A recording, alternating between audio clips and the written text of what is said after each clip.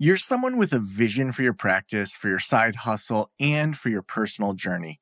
But when it comes to establishing your path on how to get to where you want to be with your practice, things get a little messy. You're also someone who'd prefer to go in person instead of to groups and listening to everyone else's story. To me, it sounds like you could benefit from one-on-one consulting with our experienced practice of the practice consultants. From $5.95 a month and up, you can work with a consultant that will give you more direction and practical tried and tested tips matched to you and your goals. For more information, visit practiceofthepractice.com/apply. Again, that's practiceofthepractice.com/apply.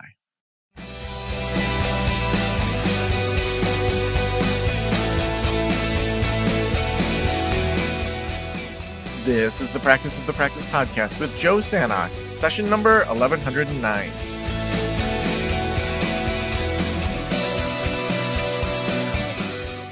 Welcome to the Practice of the Practice podcast. We are going to be doing a series between now and the beginning of November, where we are going to be playing all of our Level Up Week trainings that we did in September of 2024. We're going to be talking about from empty to overflowing, talking about your branding, talking about multi-locations, shifting from 1099 to W-2, all sorts of different things during this series. And if you want help from one of our consultants for every single phase of practice, or if you're just not sure where you fit in our memberships versus our consulting, I would love for you to talk with me over at practiceofthepractice.com/apply.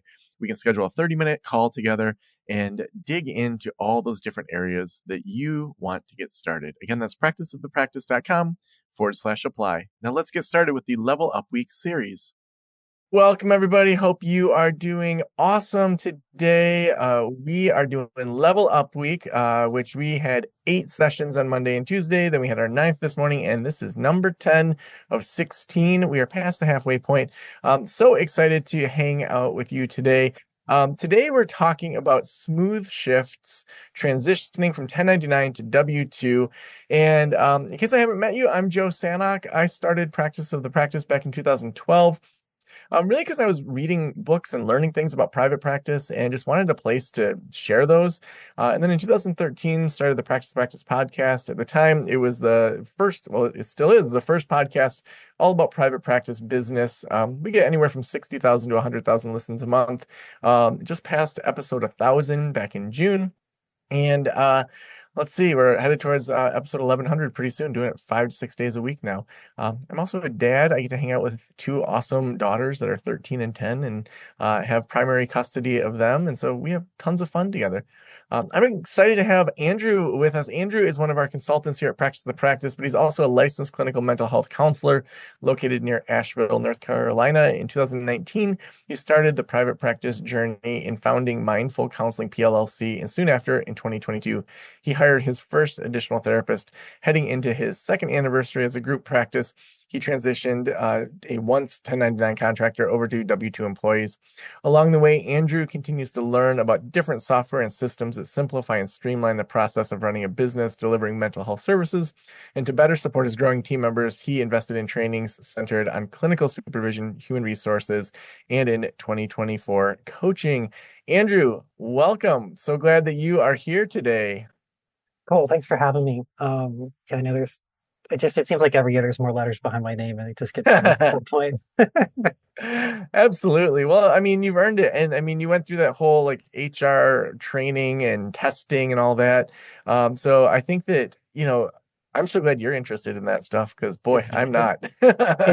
It's admittedly really dry. I had to kind of set my soul aside for passing the exam. So last year I decided, since there was this gap in group practice space around management and thinking about how to manage. I know there's books specifically on that, but just trying to be a resource to kind of sit in between like an HR professional or like employment attorney, and then something that's kind of more navigable and palatable to therapists about kind of steering them in the right direction for the right professionals. And so joined the Society of HR Management, and it's like ASHHRA. There's a specific healthcare one for HR as well.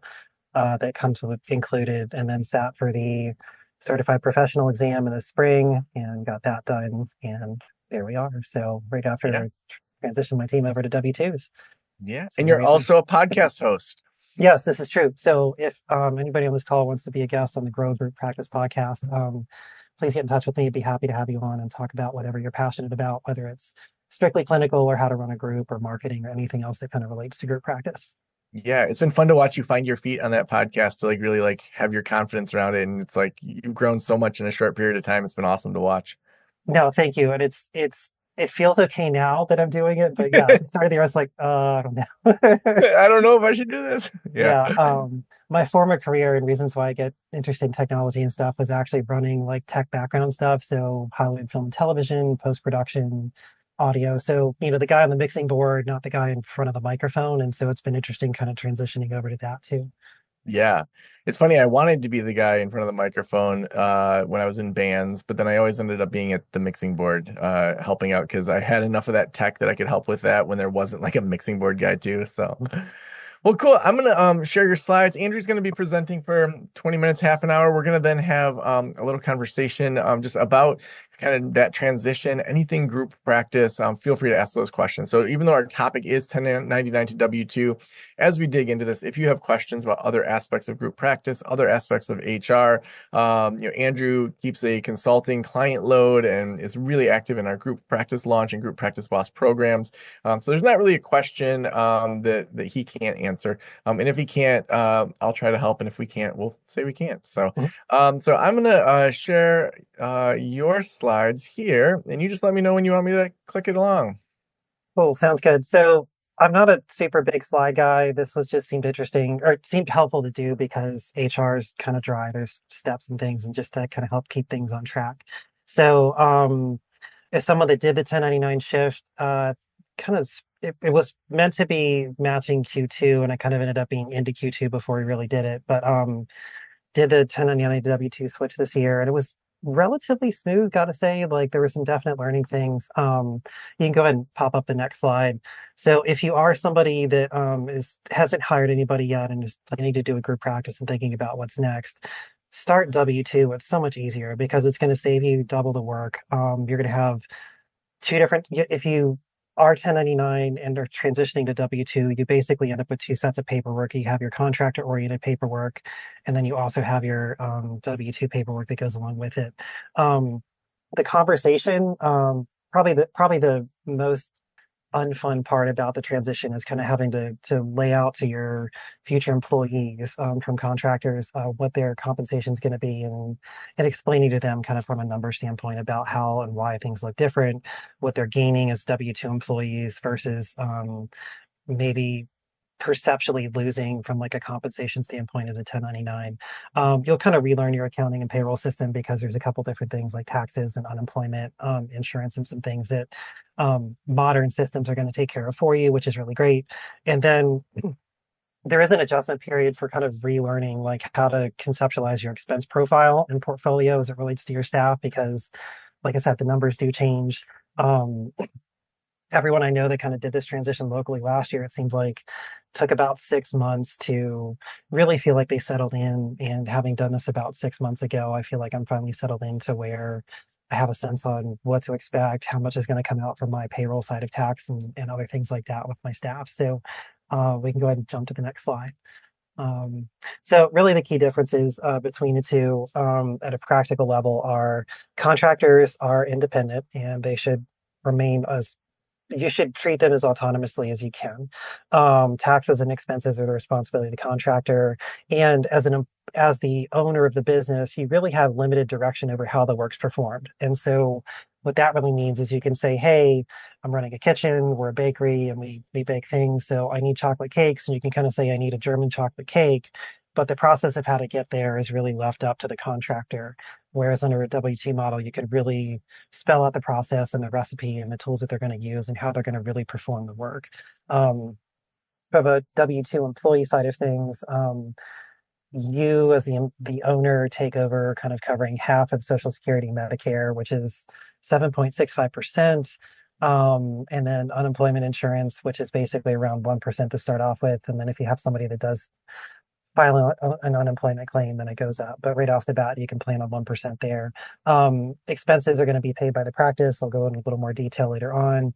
But really, from a business owner standpoint, and reasons why I like W-2, I think is a more sound model, is you really get to have control over a lot of different aspects of how your business runs and create the culture that you want. So we can skip over to the next slide. Um, this is just a short breakdown of like who's responsible for what expenses. So on the 1099 side, like I said, they're independent. So there's no benefits, no unemployment coverage, no malpractice insurance covered by the practice. The marketing costs are going to be on the burden of the contractor. Other expenses like rents and other things, all of that's going to be on the contractor, and they're going to bear the burden. For the W-2, Social Security, Medicare, you will split that, the unemployment tax. Uh, People in my practice and generally understood for therapy practices is the malpractice insurance is going to be covered by the business they're working in. So your business, workers' comp, all the advertising and marketing, which also allows you to make decisions about what kind of marketing you're going to do, like whether or not you're going to have Psychology Today profiles, business cards, other things like that. Um, Office rent, and again, office rent, you can kind of go either way, but obviously, like as employees, they're not going to necessarily be paying rent to rent space and work for you at the same time. And then anything else that kind of goes into running your business. So other software packages, phone systems, other things like that. Those are going to be something the business takes over. So let's see what's next. So advantages are you get a couple different options to pick pay structure. I'm in a base plus commission model, which is a little more flexible, I guess, in some ways. I have different insurance rates, and so everybody gets a fixed percentage of that insurance rate. Everybody right out the gate gets a like a base rate that's paid.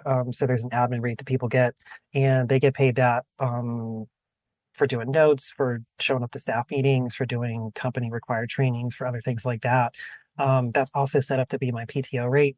And then there's the clinical rate, which is for clinical sessions. And so that commission, the way the breakdown works is in several practices locally here do a similar thing. If a clinician completes their notes within the 48-hour window the insurances really require, then they get the balance of their commission. So if it's like, say, a 50-50 split, it's a $100 commission or $100 total. Um, they'll get, say, $20 in the front end. And then when the insurance pays and their notes are done, they get the other $30 of their commission once that comes in. So that's one option. There's a lot of people that do flat rates around here.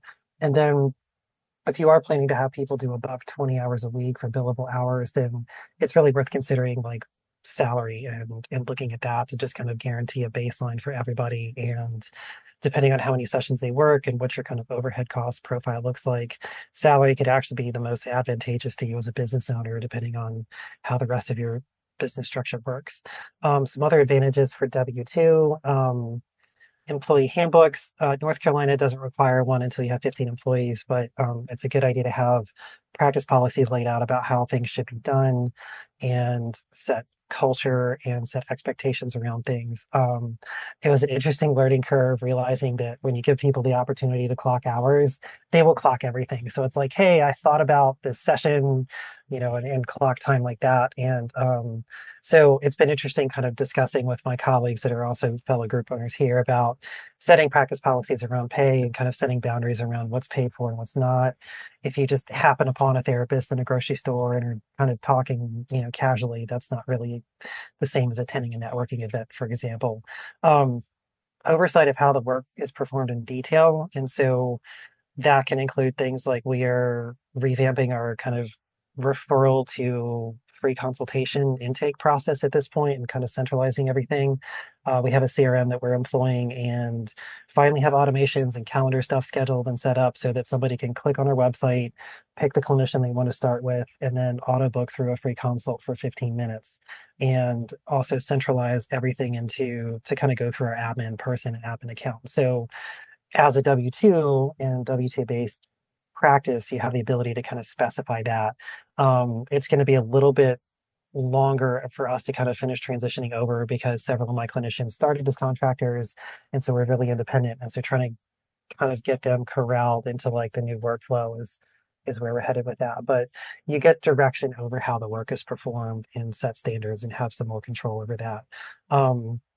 Another thing is as W-2s, because you, the business owner, are able to kind of dictate and set up a lot of the things and manage things like the marketing and other business related things, your staff can really just show up and be therapists and go home. There isn't really a whole lot else they have to do.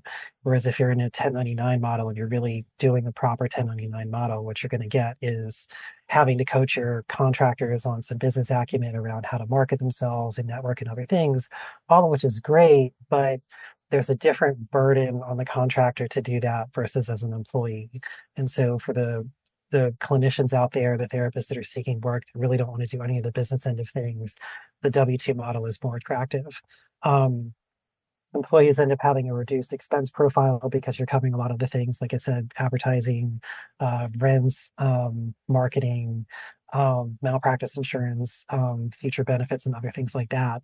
That becomes something that the business takes over as an expense. And so even if the take home, like on paper for check to check, looks a little lower, they are benefiting in other ways. And oftentimes, a lot of those to the business owner, because it's compiled as a group, you kind of get a bulk discount. So the malpractice insurance, for example, would be about half of what it's going to be with more coverage per clinician that if they were independent with their own PLLC set up and then doing their own on their own. Um, some other things that definitely they put you at an advantage as an employer with W-2 versus contractor is you can provide things like paid time off, short-term and long-term disability, vision, dental, there's several options to consider for health insurance or other health options, but you can provide benefits for employees. And if you are an independent person and have ever really looked at or applied for things like short-term and long-term disability, they're really difficult to get if you're just a single person. And so, whereas it's actually relatively easy, assuming you have a big enough practice, and a lot of times the minimum number is three or more employees, to have a company plan everybody can participate in and provide things like, again, short-term and long-term disability. I think vision and dental. Locally, I think all of that was quoted around, oh, and life insurance, like $25,000. I think the quote from my insurance guy was going to be about 150 a month per person. Which when you kind of do the math on numbers, and let's say you have, we'll do a little mathing here. We're talking about benefits and cost advantages and things. If you're talking about a clinician that's working 20 sessions a week at $100 a session and works 48 weeks a year, that's 960 sessions for $96,000. And so if you're talking about $3,600 in benefits for premiums and things like that, that's a relatively small, drop in the bucket to things. And depending on how you choose to kind of cover that, you may or may not cover all of the premiums to the person. So you may split it halvies, and then you're only out maybe 1,800 or so for the year. But there's lots of good ways to structure that to incentivize people sticking with your practice. And the last thing is you really get the ability to kind of dictate company culture. This year I've hired three people, potentially a fourth one, if we can kind of sync up the numbers. So if I hire the fourth person, I will have doubled my team twice over this year because I came in with two people at the start of 2024. So part of what's been interesting culture wise is to try to figure out a way to get everybody to kind of meet on a regular basis. So one, I feel like I'm in touch with my team, and two, they feel like they work in a team of other people and are not isolated. So from a employer standpoint, you can do a lot more to set culture and dynamics and things like that. I guess the bigger other last thing is labor laws and classifications got stricter this year back in March. And the other thing that kind of came out around the same time, but unrelated, was the end of non-competes. But effectively, if you have a therapist practice, it's harder to justify contractors now because the IRS, if they come to look at you, is going to be a little more strict on evaluating the classification of this individual that's working with you or for you. And so the other really nice thing about if you start with W-2 or switch over is you're not going to run the risk of misclassifying labor as contractors versus employees. And that can get you in hot water with fines with the IRS. If you have somebody that, say, worked for you for 3 years as a contractor and the IRS determines they were really an employee the whole time, you're also going to have 3 years worth of back taxes to pay on their behalf. So it can be a really costly mistake if you don't set things up properly. So I think that's it for that slide. Let's see what the next one is. Honestly, in talking with an HR person back in December, who kind of really posed the question, like, why not employees? Like, for me, the biggest thing that came into mind was I'm going to have to change my management style and be more of a boss than I really want to be. And she's like, you actually don't. Like, you can still be the same kind of manager that you would otherwise choose to be and allow people to have the same level of autonomy over their schedules and client fit and working with who they want to work with and are best working with. Um, so a lot of that doesn't really have to change when you move people over to employees. And with modern HR support systems, you can do fractional HR systems. A lot of payroll services like QuickBooks and was ADP and Gusto. They have HR things built in to mainly around payroll and benefits management and other things like that. So there isn't really much of a hassle or disadvantage to going with the W-2 model. Um, Once it's up and running, it is a little different setting up, but you're still going to have to do the same kind of paperwork and other things you are to set up contractors, just a little more to set up payroll with um, employees. And so once that's done, the actual ongoing operations of things runs relatively the same. Paperwork wise, this is one of the things that threw me a little bit for a loop, coming from a contractor background. So with a 1099 contractor, um, you have the contract. So that's the thing that we do. It's how it basically is kind of all in one defines what your job role is, how things go, what's going to be in there and what their job expectations are, and what the outcomes are and stipulations around, um, terminating with and without cause. But it's basically kind of your employee handbook, your job offer letter, and job description squished into one document. Along with that, it's going to be important to have a business associate agreement so that if there's some data leak, that you're acknowledged and notified about it. And because there's some shared office technology resources in my practice, we also had a technology use policy. Um, but as far as taxes go, you have the W-9, which is for the 1099 side of stuff. For the employee side, you have a job offer letter, which was like, wait, there's no contract. That's usually the number one question I get. But yeah, check with my HR consultant and my attorney. I was like, is this for real? It's just a job offer letter and a description. And they're like, yeah, that's it. And in doing that, you want to be really careful about not implying it's a guarantee of employment. I'm in a right to work state, and so you do want to have a professional kind of really look over your job offer letter and description and make sure there's not the impression that you're guaranteeing some level of employment for some length of time, because if something does go on and you will need to end the relationship, having an out's important. Um, Again, the employee handbook is kind of where you lay out all your company policies and how things work and who to complain to if they have issues with you. You're gonna have an I-9 verification, which is passport or other forms of proof that you're a U.S. citizen or somebody that's allowed to work in the country, and then the W-4 and state tax forms for W-2. So that's really a little bit more paperwork on the front end, but once, like I said, once it's done, it's up and running, and you don't notice on an ongoing basis.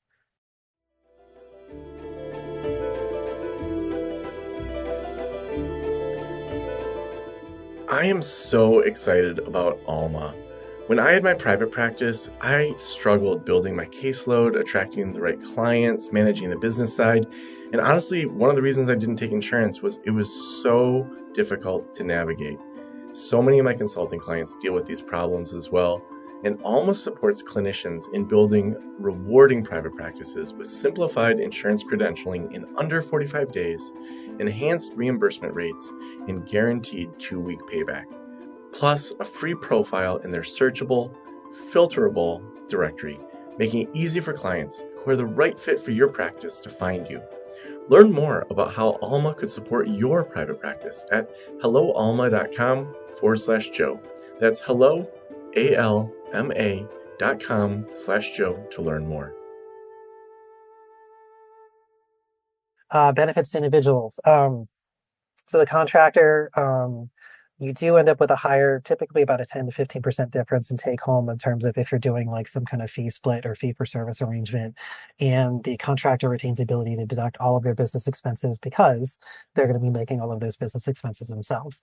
As an employee, you're going to have federal and state tax withholding from every paycheck, which is good. I know a lot of people can get in trouble by not paying or paying attention to quarterly taxes, so it kind of helps save people and spare them from that come tax time. Half the Social Security and Medicare withholding is paid. Malpractice is going to be covered by the business. There's going to be a workers' comp policy, unemployment, and then whatever benefits you decide to actually share with your clinicians and things like that. So the at the end of the day, the individual actually benefits pretty strong to be an employee, even if like numerically it seems like they're getting paid less. Talking money. So this is really this is really, I think, where people get stuck. And my consulting clients have got one or two that are kind of talking through how to get this going or how to switch or have the conversation around money. Um, Pay is going to look lower to an employee versus a contractor. Again, because there's about 10% of expenses that are going to be covered by the employer if you have employees that would otherwise be the burden of the contractor to pay, or they just lose out altogether with things like unemployment insurance. Um, there's am I going to have the same flexibility and control over my schedule and who I get to work with and those kind of things? And that's really up to you, and that's your management style. And then will I lose the ability to work a part-time job or not? And again, that's also kind of how you structure your policies and things. I know for my business, my stipulation is I don't want you working in the same servicing the same population. So if you're going to be an outpatient therapist, I don't really want you working at another group practice to do outpatient therapy over there, unless there's something really specific they do that we don't. So an example would be if you want to go do ketamine assisted psychotherapy, you could go work at my friend Kim's practice because she just got CARF accredited with an IOP and PHP for all that, which is pretty amazing and probably unique to like probably the whole country or pretty close to it. So again, different specialization, or if you want to work eating disorders, we don't do eating disorders in my practice, but if that's a niche you're really interested in and you want to go work at group practice that does that and maybe do that part time and do some other clients with me, great. I'm perfectly fine with that. So I think you can kind of help people balance that out if you want. Um, and then think I think the big one on here to talk a little bit more in detail about is how to explain the pay differences. And when I was transitioning over 1099 to W-2, my first hire this year started as a contractor because with insurance glitch, with the Change Health debacle and a few other things, like I had about six things break in February. So I didn't quite have my W-2 transition to start with him. So he started contractor for about 2 months and we switched him over. But ahead of time, we had already had the conversation about even if I do start you at 1099 because I have things in place for that and you want to get started, here's where we're headed so that you can kind of see numbers wise, like here's things you're going to kind of have to cover for about a month or two. And then once that switches over, I'm going to take over the responsibility of that. And numerically, here's how things work out on paper. My other full-time person that switched over, it was a little bit different scenario. A lot of people seemed like they started doing groups back in 2020, 2021. This was ahead of Profit First Rate Therapist coming out. This was when things were primarily telehealth. I think a lot of us kind of ended up overpaying our contractors for what was really solvent for the business. And so part of the conversation with my other contractor switching over to W-2 was trying to find something to where as a business owner, she's too valuable to let go of, and I'm still going to maybe overpay a little bit, but I'm not going to like lose money. I'm not going to be negative, and trying to come up with a number to where we're closer to what her percentage was as a contractor, and still being able to kind of um, make it work for the business going forward. And so we were able to come up with a number that worked out.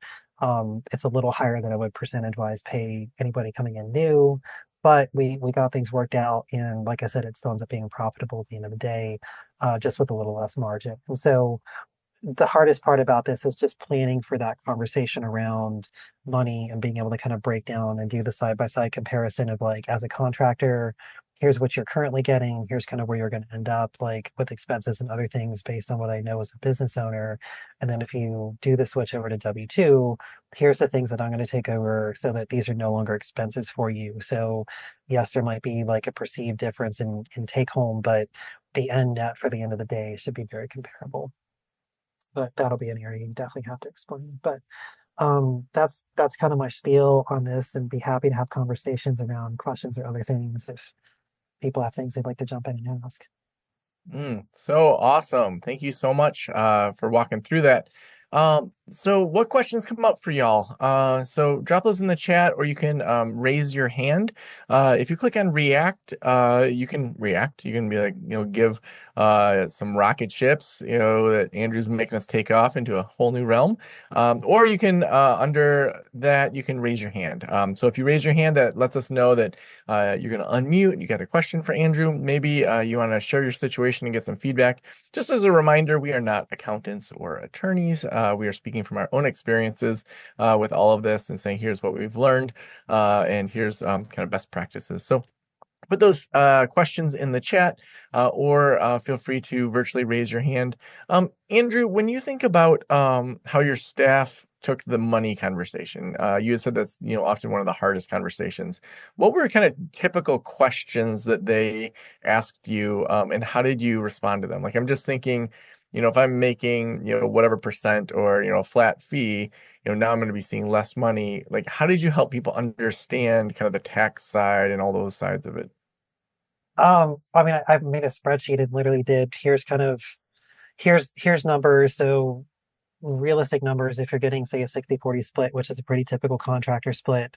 So here's your 12, 15, 20 sessions a week breakdown, and kind of broke out on the side of how many hours of admin you might be getting, which in my practice was basically none as a contractor, unless you showed up to a staff meeting. Got paid for that time. But outside of that, there really wasn't any admin time there. And so broke down this and then kind of listed below like things that you're responsible for and kind of highlighted that in like, red to show this is other things you're going to have to pay for and show the tax side of things as well to just say after you've paid your 15.5% tax, you're actually closer to like say a 52 to 55% split um, kind of thing. And then kind of right below that had the same breakdown. So same column, same everything, and then had a list of like in green, here's things I'm taking over from your expense profile, as well as like what your take home's going to be. One of the things I do, and this is consistent with a lot of my local peers, is I pay everybody $12 or 12 minutes a note or 12 minutes a session to do notes. So if you do 5 sessions, you get an automatic hour of admin to just handle those kind of things. We do free consults for about 10, 15 minutes to screen people. So that's a now paid thing. So breaking down that kind of additional admin time kind of showed some of that offset and where things worked out. Mm. Next question is, how do you balance W-2 pay? I've heard you can give a split commission, flat fee. Is this only with clients that are seen versus hourly, salary, different forms of hourly? How do you sort through all the different ways that you could do W-2 pay?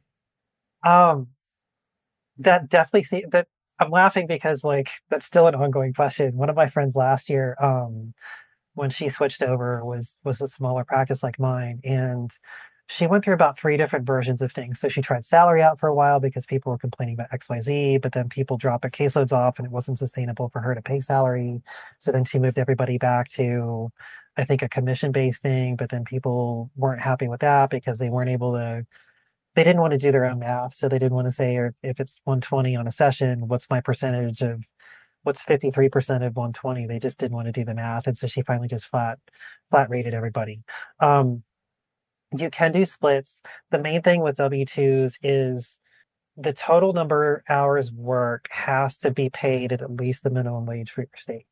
And so, if you're talking clinical rates and things like that, if your average session rate around here is going to be in most group practices, it's going to be between about $60 and $75 an hour to the employee. Our reimbursement rates usually around 120 or higher. And so, um, from that end of things, if they're working 20 hours a week, the likelihood that they're going to drop below $7.25 or whatever the ridiculously like awful minimum wage is in North Carolina, whatever the federal minimum wage is North Carolina. So at $60 an hour, you'd have to work a whole lot of hours to drop below 725 or whatever it is. And so however you end up choosing to structure things, one, it should be something you're comfortable with and understanding where the math goes. Two, it should be something that kind of everybody's on board with and makes sense. I don't know that there's a right or wrong answer. Again, I've got colleagues, there's this really unique kind of collaboration and collaborative group of group owners where I live. And so we talk through things like pay structures and we're trying to be fair to everybody is really kind of it. And so the pay discussions come up. And again, there's a mix of salary, there's a mix of flat rate and a mix of commission. So I think it more comes down to how you want to handle your business and your payroll. Yeah. Let me share something that I put together for my consulting clients that might be helpful. So I did some code that we then turned into the staff wage calculator. So this is a good way to kind of run some of these numbers. So you just start on the left side and say, how many full-time staff do you have? So say you have 3 full-time staff. Average reimbursement rate's 125 per session. They do 25 sessions a week on average for 48 weeks a year. So you can toggle any of those numbers. So that's about $150,000 gross per clinician. Then we look at the admin. Say you're paying 25 an hour. They're working, say, 3 hours a week. So, if we have three, we're probably going to be a lot higher than that. So maybe we do we're like 10 hours a week for someone, 48 weeks a year. And then if we look at supervision, maybe you have like a clinical director that's just kind of checking in on people when needed. That could be you, that could be somebody else, but just kind of breaking apart that time so that if eventually you want to pull yourself out of it, then it's a little bit easier. And then your owner time. So we want to think about if you were to hire a CEO to run the practice that wasn't a clinician, you're not getting a clinician rate, $100 an hour is quite a bit, for a CEO type of person. So is that going to be 5 hours a week, 10 hours a week? So maybe in this practice, we give it, 10 hours a week for 48 weeks a year. So then we see our annual costs for some of those things. Then we can add our marketing budget, insurance, rent, IT, health, and it breaks it down per clinician what's going into it. So, for example, if we have a $5,000 marketing budget, we have three full-time staff, and maybe you're one of those full-time staff, then that's how much it goes per clinician. Miscellaneous, this is where you could add in taxes, other things that are expenses that we just didn't include in here. There's, 50 million different things we could have put in here, but you can just put in, what are your extra annual expenses? So then you can start to toggle it. If I paid them, say, $50 per hour, they would get about 60,000 a year. Maybe you're going to add some retirement in too. Or we can toggle this to say, what's that percentage? That breaks down to about 40% that they take home. And we can say up top where it pulls it all together, okay, your net profit per clinician then is 42 grand. Your net profit across the board is 128 grand with your gross revenue. So before all these expenses is, 450. So then what you can start to do is say, well, if I want to do a salary mode, okay, so let's say I tried to shoot for, 55%. How does that change things? Then that ends up giving them 82.5, and that breaks down to about $68.80 per hour. So you can start to toggle these things and play with it. Just say, okay, well, what if until they're part-time or full-time, say I was paying them $50 per session, what does that look like? And then, they're at, say, 12 sessions a week. And then when they're at 15, maybe I do a salary, or maybe when they're at 25, I do a salary. So you can start to toggle a lot of those different things. So I think having things like this staff wage calculator helps you then run those numbers without having you have to run them over and over and over. It just kind of auto-populates for you. Mhm. And again, Um, once you kind of have an idea of what you want, the rest is just tweaks. And yeah. so before you're having conversations with staff, it's important to have an idea about where you're headed so that they have a clear idea of where they're going if they stick around. Yeah, when you think about so like the first 6 months of that transition, like any transition's hard, especially if people thought they were making X number of dollars per session and then on their paycheck it doesn't seem to reflect that because they don't realize the taxes thing or they had to be educated on that. How much of this work now is ongoing after you make that transition? Work meaning like W-2 Like specific. how much goes into like compared to when you had 1099s, like running a practice with 1099s or running a practice with W-2s, is it equal work? Is it less work? Is there areas that it's more work? It's about the same. I'm also trying to keep in mind that because I've brought three people on this year, like there's work that goes with onboarding people that's separate from the ongoing work to keep employees. But um, my hire that started back in February, even though he started 1099, like he's up and running, he's really autonomous. I mean, we touch base. He's actually covering some people on maternity. Well, one of my other clinicians is on maternity leave. So like I said, once it's up and running, you don't really notice any difference. Payroll works exactly the same as it did before. Um, it maybe takes me a little bit longer because people are tracking hours, and so I kind of do the hour calculation, and then I kind of subtract out have they been already paid for their admin rate, and then subtract that out of commission. So maybe payroll takes me another 5 minutes per person, but um, there's no noticeable difference of being more busy as a W-2. All right. We've got some links here that Sarah's putting in. Thank you. Andrew, looks like you answered one of those questions when it came in about independent contractors. Um, Andrew, tell me a little bit about when you and Ash are running group practice launch. Like, what are some of the like first questions that a lot of people have in say the first month of group practice launch? Oh, I gotta think back to the spring. I think some of it just comes down to how do I structure things? A lot of this conversation here about, what kind of pay structure, what do I need for my hiring? How do I write a job description? Um, it's important to kind of think through just in the same way you have like an ideal client of who you like to work with, you're going to have an ideal clinician kind of avatar that fits your practice. And I know one of the things I'm big on talking about kind of throughout things is you need to create an identity for your group. I think this was one of the things that way back when I was in next level practice and watching like Allison, one of Allison's videos. Yeah, yeah, thank you. I was like thinking of Courier and Yeah. getting mixed up. I was like not the same, but just the idea of having an identity for your group. So, if you're like the CBT Center of Asheville is one of them that's a big, massive group practice, but it's not really CBT, but there's an identity baked into the name. Mine's Mindful Counseling. That's kind of where we all kind of meet up, even if we work with different things. But it simplifies everything else you do, and it's kind of foundational to kind of things. So not only do you need a practice name, but just kind of get started, but picking something that kind of speaks to the ethos of your group and your kind of core values as a group and things like that, and that translates in. And I Mm. think a lot of people are just so focused on hiring that next clinician that they can get in trouble because they find somebody that wants to come work for them, and maybe they work with kids, and you only work with 55-year-olds or something like that. Like you're not really a great as a collective, you're not really a great fit, right? Even if the person's great. Mm. So awesome. Questions that I wonder about is how do I fund the practice? Should I get a business loan?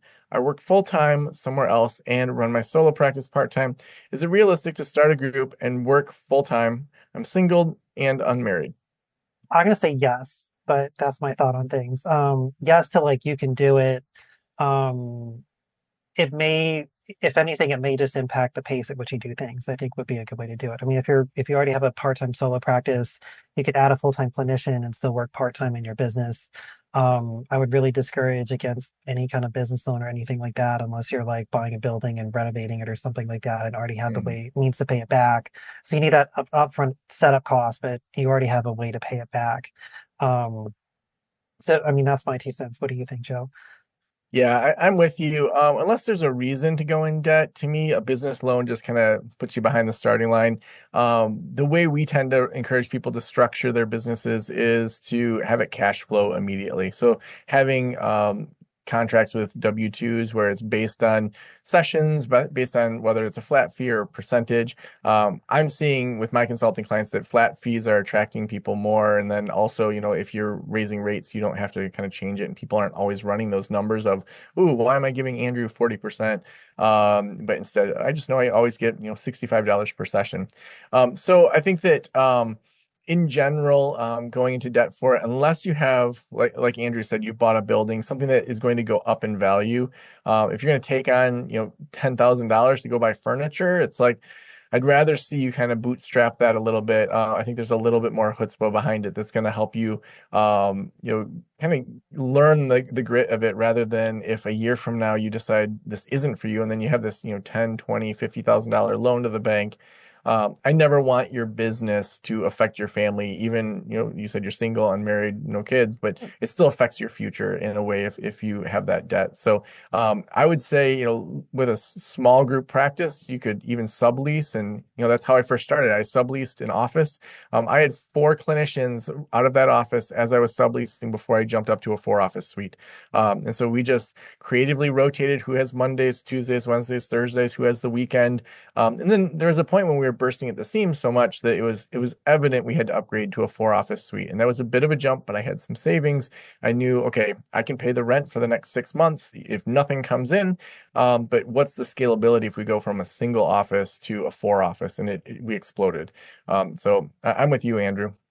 One other strategy around that. So I've been doing like individual satellite offices. So I maxed my one office that's full time, and then found a space that can accommodate groups. And so took that over. And with my hiring that's ongoing, I've got somebody starting in about 2 weeks. I already have people lined up to fill it up. And so there's a little bit of like just timing and making sure it's the right thing. I didn't want to lose the space. I'm maybe out, $500 a month in rent for a month or two, but that's about it. So I'm willing to float that to have the right space because I know stuff's coming in to kind of cover it. But you can always do one, two, three different like single room things and add or subtract when is needed, and then eventually move into like a larger suite when you have the cash flow to support it. Yeah. Awesome. We've got a quick question. Let me see what our time is. Yeah, we still got a couple minutes. Some questions about what's included in group practice launch. I'm just going to show the behind the scenes a little bit and you're seeing my admin side of things. But in group practice launch, you'll start here on your onboarding journey. There's a welcome video, how to maximize your experience. You'll go through each step, kind of setting up your profile, those sorts of things, introducing yourself. And then as you dig in, so I'm going to jump to one of the other cohorts. So there's all the month replays that are in there, all the different e-courses that go with it. But to your question specifically, will there be resources for onboarding process for hiring clinicians? Absolutely. So here in the announcements and discussion section, we've got all sorts of things where people talk about what's coming up. What do I do, in paying W-2 clinicians for canceled appointments, systems that you use, making sure that, people know about events that are coming, questions about email, lawyers, accountant. I mean, all those things that, you just think of, and then you're like, man, I wish I had a community of other people starting a group practice. And then there is one. All right. So next we see there's some links. Thanks. Awesome. Cool. Well, Andrew, it's so awesome to have you on the team with Practice of the Practice, and you bring such skills around kind of this management side and all that. And awesome. Thank you for letting me into your ears and into your brain. Have a great day. I'll talk to you soon.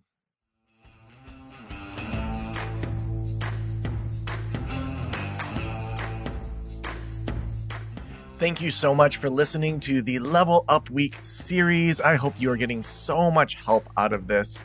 If you need extra help, head on over to practiceofthepractice.com/apply.